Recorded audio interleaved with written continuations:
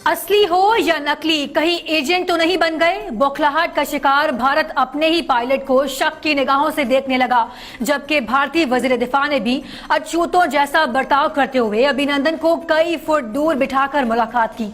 24 घंटों के बाद भी भारतीय पायलट को एहलखाना से मिलवाया ना जा सका।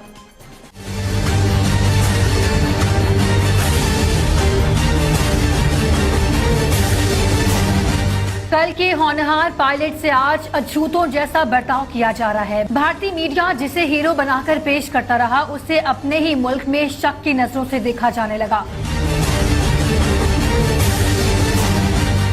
भारतीय वज़ीर दिफा ने अभिनंदन से मुलाकात की, कई फुट दूर बिठाकर बातचीत की। अभिनंदन को पाकिस्तान से भारत मुंतकिल हुए 24 घंटों से जायद वक्त बीत गया, लेकिन उसे ताहाल अपने अहले खाना से भी नहीं मिलवाया जा सका। असली हो या नकली, कहीं एजेंट तो नहीं बन गए, तुम्हारा दिलो दिमाग बदल तो नहीं गया। भारत अपने नाम नेहाद हीरो को शक की निगाह से देख रहा है। अभिनंदन को मजीद टेस्ट के लिए आर्मी अस्पताल रिसर्च एंड रेफर दिल्ली मुंतकिल कर दिया गया है, लेकिन भारतीय फौज अस्पताल में भी अभिनंदन से पूछगछ करती रही।